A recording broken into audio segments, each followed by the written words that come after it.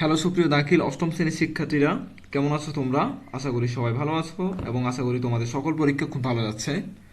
তো গত ভিডিওগুলোতে আমরা যে সাজেশনগুলো দিয়েছিলাম সেখান থেকে তোমাদের 100% কমন পড়ছে। সেই উপলক্ষে আজকে তোমাদের ইংরেজির দ্বিতীয় পত্রে একটি চূড়ান্ত সাজেশন বা প্রশ্ন তোমাদের সাথে শেয়ার করব। সো যারা এখনো পর্যন্ত স্কুল এসপি ইউটিউব চ্যানেলটি সাবস্ক্রাইব করো নাই কিন্তু রেগুলার ভিডিও দেখতেছো, উপকৃত হচ্ছ, তারা অবশ্যই সাবস্ক্রাইব করে পাঁচ টাকা বেল আইকনটি প্রেস করে দিতে হবে এরকম গুরুত্বপূর্ণ ভিডিওগুলো সবার আগে পাওয়ার জন্য। তো আজকের ভিডিওতে আমরা প্রতিটা গ্রামারের উত্তর সহ তোমাদেরকে দেখিয়ে দিব এবং শেষে রাইটিং পার্টের উত্তর সহ তোমাদের জন্য থাকবে, কারণ যাদের গাইড নেই তারা যেন সুবিধাটা পায়। তো আমরা প্রথমে দেখতে পাচ্ছি এখানে তোমাদের পরীক্ষার টাইম থাকবে 2 ঘন্টা। ফুল মার্কস হচ্ছে 50 মার্কের পরীক্ষা হবে। তোমাদের পার্ট এতে থাকবে গ্রামার, তোমরা সেটা জানো, 30 মার্কের। আর বাকি 20 মার্ক হচ্ছে তোমাদের রাইটিং পার্ট। এক নম্বরে তোমাদের যেটা থাকবে, এক নম্বরে যেটা থাকবে সেটা হচ্ছে যে যেটাকে উইথ ক্লু বলি আমরা। একটা বক্সের মধ্যে অনেকগুলো ক্লু দিয়ে দিবে। এই বক্স 10টা ক্লু দেওয়া আছে, 10টা ক্লু আমরা এখানে লিখতে হবে বক্সের মধ্যে। সিম্পল হিসাব, ঠিক আছে? এ বি সি ডি যে পর্যন্ত দেওয়া আছে। তো আমরা উত্তরগুলো দেখে নিই। উত্তরগুলো দেখার আগে আমি বলবো নিজেরা একটু খাতা নিয়ে একটু ট্রাই করো, পারো কিনা দেখো। 10টা লিখো আগে উত্তর, এবার আমার উত্তরের সাথে মিলিয়ে দেখো তোমার মিলতেছে কিনা। ওকে। এ নাম্বারে আমাদের এ হবে, বি নাম্বারে অফ, সি নাম্বারে ইন্ডিকেটস, ডি নাম্বারে ইন, ই নাম্বারে অফ, এফ নাম্বারে ব্যান্ড, জি নাম্বারে ইন হবে অথবা অ্যাড হইতে পারে, এইচ নাম্বারে দা হবে, আই নাম্বারে উইজড হবে, যে নাম্বারে হ্যাভিং হবে। দেখো তো সব আছে কিনা? আছে। বলতে পারো এখানে তো হ্যাভ আছে, তাহলে হ্যাভিং কোত্থেকে আসলো? এখানে তো হ্যাভিং, কারণ এখানে উইথ ক্লুতে হয় কিছু কিছু শব্দ তোমাকে নিজের থেকে পরিবর্তন করতে হবে। মনে করো হ্যাভ দেওয়া আছে, লাস্টে আইএনজি লাগানো তোমার দায়িত্ব, কারণ এখানে আমার হয়তো কন্টিনিউয়াস টেন্স হয়েছে, এই জন্য লাস্টে এই যে অনট having olive wreath placed on their heads. Okay. So কিছু কিছু জায়গায় আমাদের এভাবে পরিবর্তন করতে হবে শব্দগুলা, এই জন্য হয়েছে। এখন ইন্ডিকেটস এর এখানে পরিবর্তন হয়েছে, ইন্ডিকেটস, ইন্ডিকেট এখানে ইন্ডিকেট দেওয়া আছে, লাস্টে কি লাগছে তাহলে? লাস্টে একটা এস যুক্ত হয়েছে, এখানে কি যুক্ত হয়েছে? এস যুক্ত হয়েছে, বুঝছো? এরপরে 2 নম্বরে আসো তো, বলছে make 5 meaningful sentence from the following substitution table. এটাকে সাবস্টিটিউশন টেবল বলে, তোমাদের জানার কথা এটা। তো এখানে 5টা সেন্টেন্স তৈরি করতে হবে, চলো আমরা তৈরি করি, নিজের আগে ট্রাই করো একবার। তো এখানে বলা হয়েছে make 5 meaningful sentence from the following substitution table. Answer হচ্ছে এখানে 1 নাম্বার, এটি addiction is a strong attraction for any harmful thing. তাহলে addiction is strong attraction, addiction is হয়ে তাহলে স্ট্রং, এ এত নাম্বার। ওকে। এরপরে the drug addiction means taking heroin, opium, opium নাকি opium ETC, the drug addiction means taking. তাহলে the drug addiction means, এরপর কোনটা হবে? টেকিং, একবারে প্রথমটা। তারপরে আস্তে আস্তে the drug addiction is not only a national but also global problem. Drug addiction কোনটা হবে? তার মানে আচ্ছা যা, দ্য ড্রাগ অ্যাডিকশন দিয়ে আরেকটা প্রশ্ন তৈরি করছে, খেয়াল করো। এই ড্রাগ অ্যাডিকশন দিয়ে আরেকটা প্রশ্ন, ড্রাগ অ্যাডিকশন ইজ, ইজ দিয়ে বলছে ইজ লাস্টেরটা একেবারে, not only a national but also a global problem. তারপর ওটা হচ্ছে the drug are used for intoxication, intoxication and simulating effects, the drug are used for. তাহলে আমি বলবো যে দ্য ড্রাগস আর দিব এ আর, ইউজড ফর, এই যে used for intoxication and simulating effects, effects. এরপরটা দিস ড্রাগ দিয়ে তৈরি করা হয় নাই। The frequent taking the of this drugs leads a man to death. Wait, একটু দেখতে দাও। ঠিক আছে, দ্য ফ্রিকুয়েন্ট টেকিং অফ, ঠিক আছে, এটার সাথে কোনটা, এটার সাথে কোনটা হয়েছে? Frequent taking of this drug, taking of the frequent, আচ্ছা আচ্ছা, এটা পুরো একটা line. The frequent taking of this drug, এটা পুরোটা একটা line. The frequent taking of this drug, এরপরে leads a man to death, তাহলে হবে এটার সাথে লিডস, এই যে লিডস, লিডস লেখা আছে এলইডিএস, লিডস আ ম্যান, এটা আ ম্যান টু ডেট। বুঝছো? আমি ভাবছি এটা আলাদা একটা লাইন হবে, এটা পুরোটা একটা লাইন, এই দুইটা মিলে একটা লাইন। তারপরে এটা একটা, এটা একটা, এটা একটা, 4টা লাইন সেন্টেন্স দেওয়া আছে। তার মধ্যে আমাকে 5টা তৈরি করতে হবে, 5টা আমি তৈরি করলাম। ঠিক আছে না? তোমরা দেখতেছো না? এটা এটা পরীক্ষার হলে এটা লিখে দিবা, শেষ। এরপরে 3 নম্বরে বলছে fill in the blanks with the correct form of the verbs in given the brackets. তাহলে এটাকে বলা হয় fill in the blanks with the correct form of verb, right form of verb। এটা কি বলে? Right form of verb. তোমরা শুনছো না রাইট ফর্ম অফ ভার্বের কথা? এই যে এখানে ভার্বগুলো দেওয়া আছে, এই যে এডুকেট, নট কনফাইন, লার্ন, তার বেগিন, শুরু হওয়া। এই ভার্বগুলোর ফর্মগুলো তোমাকে পরিবর্তন করতে হবে, এগুলো সঠিক ফর্মে দেওয়া নাই, টেন্স পরিবর্তন করতে হবে। ঠিক আছে, তো আমরা উত্তরগুলো দেখে নিই। 3 নম্বরে উত্তর এই নাম্বারে হবে যে ইজ নট কনফিন্ড হবে এখানে এই নাম্বার উত্তর। বি নাম্বার উত্তর হবে যে টু এডুকেট। সি নাম্বার উত্তর হবে যে have been learning. D number উত্তর লার্ন থেকে যাবে। E number begins. এই যে এই নাম্বার বেগিন দেওয়া আছে, লাস্টে এস যুক্ত হবে, begins. Education begins from birth and only at death.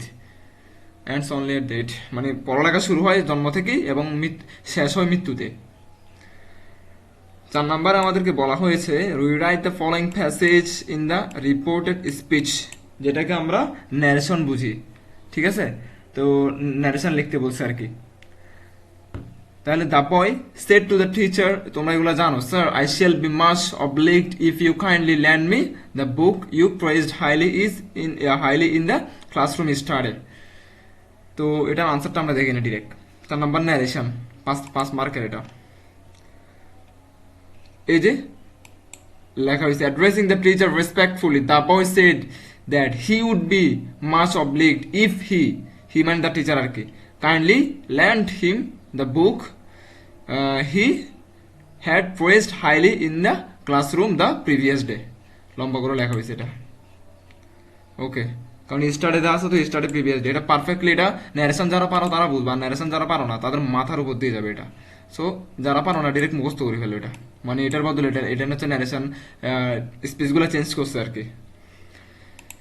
এরপরে আসে 5 নম্বরে change the following sentence as directed in brackets. এগুলোকে বলা হয় changing sentence. Affirmative, negative, complex, compound, অনেক কিছু আছে। তোমাদের বেশি দেয় না, এখানে বেশি দিচ্ছে তোমাদেরকে অ্যাফার্মেটিভ দিচ্ছে, কম্পারেটিভ, নেগেটিভ, পেসিভ আর নেগেটিভ দিচ্ছে। অনেক কিছু আছে, ইন্টারোগেটিভ, তারপর এক্সক্লেমেটরি, তারপর সুপারলেটিভ, এগুলো আছে। এগুলো তোমাদেরকে সব জানতে হবে, শিখতে হবে, গ্রামার রুলস বুঝতে হবে। এখন এখানে তো তুমি কিছু জানো না, মুখস্থ করতে হবে তোমাকে আপাতত পরীক্ষা লেখার জন্য। প্রথমটা অ্যাফার্মেটিভে আমরা কনভার্ট করলাম, এই যে দেওয়া আছে। দ্বিতীয়টা আমরা কম্পারেটিভে কনভার্ট করলাম, দেওয়া আছে it is a bigger than most other problems in our country. C number negative, the cause of traffic jam are not few. D number passive, traffic rules are defined by the drivers. Negative দেওয়া আছে they cannot but be aware of the traffic rules. লাইনগুলো মুখস্থ করে ফেলো, এগুলা মানে change করে ফেলছি। Changing sentence মানে কি, এরা যে ফর্মে আছে ওই ফর্ম থেকে আমরা চেঞ্জ করছি, বলে দিছি অ্যাফার্মেটিভ করার জন্য আমরা অ্যাফার্মেটিভ করে দিছি, কম্পারেটিভ করার জন্য বলছে আমরা কম্পারেটিভ করে দিছি। এরপরে আমাদের পার্ট এতে আরেকটাই বাকি, খালি 6 নাম্বার। 6 নাম্বার আমাদেরকে বলছে পাংচুয়েশন মার্ক। সেটা তোমরা জানো, ক্লাস 6-7 করে আসছো। বড় হাতের লেটার, ফুল স্টপ, কমা, কোটেশন, প্রশ্নবোধক চিহ্ন ইত্যাদি এগুলো বসাতে হবে তোমাকে এই সেন্টেন্সের ভিতরে। তোমাকে একটা ছোট্ট একটা প্যাসেজ দিচ্ছে, এটার ভিতরে বসাইতে হবে। চলো আমরা বসাই দিই। দেখো আমি বসাই ফেলছি। ও বড় হাতের দিলাম, ফুল স্টপ দিলাম। এইচ ফুল স্টপের পর অক্ষর কি হয়? বড় হাতের হয়। ও বড় হাতের হইলো, ওই যে এখানে ফুল স্টপ আছে এই জন্য। তারপর আর কোথায়? ফ্রেন্ডস এখানে দিলাম।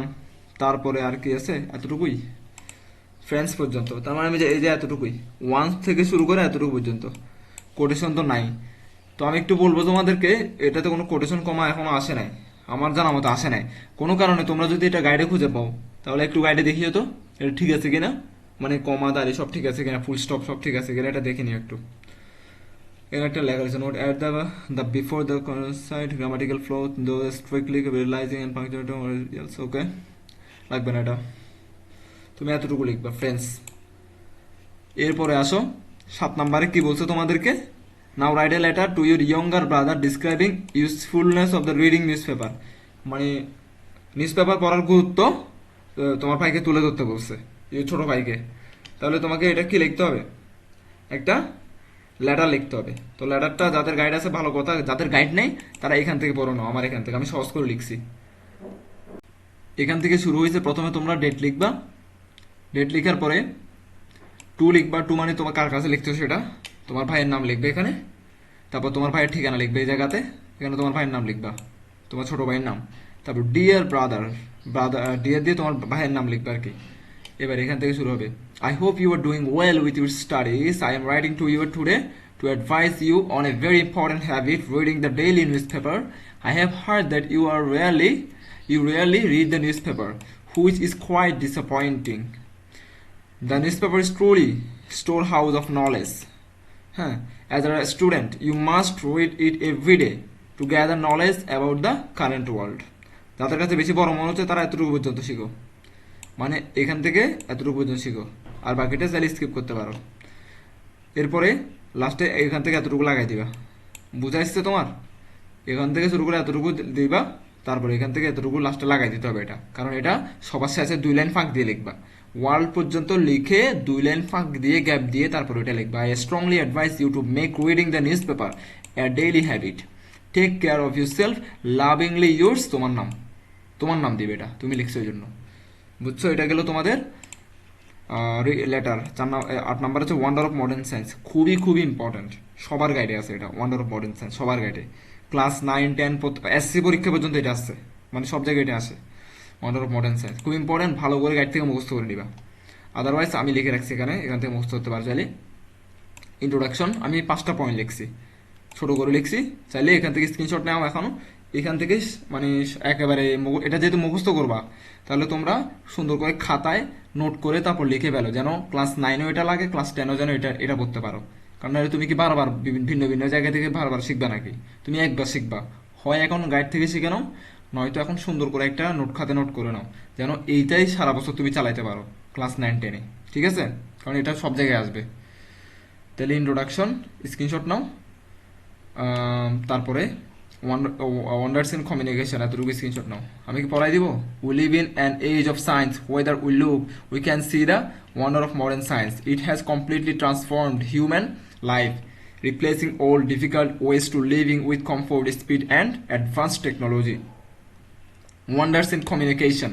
Science has made the world a global village. Inventions like the telephone, mobile phones, the internet, computers allow us to communicate with anyone across the globe in seconds. Social media and emails have bridged the gap between continents, bringing people closer than ever before. এরপরে কি? Wonders in transportation.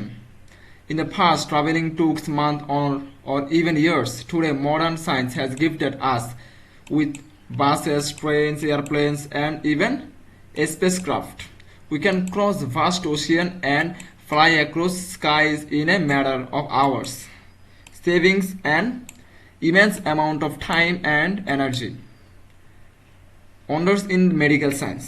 The contribution of science to the medical fields is truly blessing. Fatal disease that one wiped out entire populations can now be cured with antibiotics, vaccines, and advanced surgeries. Tools like X-rays, ECGs, and MRIs help doctors diagnose illness accurately, significantly increasing the human lifespan. Finally, conclusion হচ্ছে যে modern science has given us eyes to see the unseen, ears to hear the unheard, and hands to reach the unreachable.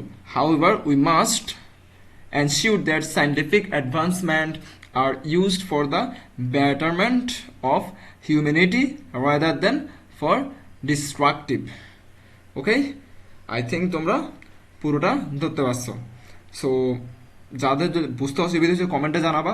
অবশ্যই তোমরা কমেন্টে এটাও বলে দিবা তোমাদের আগামীকাল পরীক্ষা আসলে কি ইংরেজি দ্বিতীয় নাকি অন্য কিছু, এবং অনেকে আরবি দ্বিতীয় মেবি, তো আরবি দ্বিতীয় আমি দিচ্ছি একটু পরেই, এবং মঙ্গলবার, বুধবার, বৃহস্পতিবার তোমাদের কি পরীক্ষা সেটা তোমরা আমাকে জানান দিবা অবশ্যই। তো আজকের ভিডিও এতটুকু পর্যন্ত থাকবে। পরবর্তী ভিডিওর জন্য অবশ্যই চ্যানেলটি সাবস্ক্রাইব করে রাখো। ধন্যবাদ সবাইকে।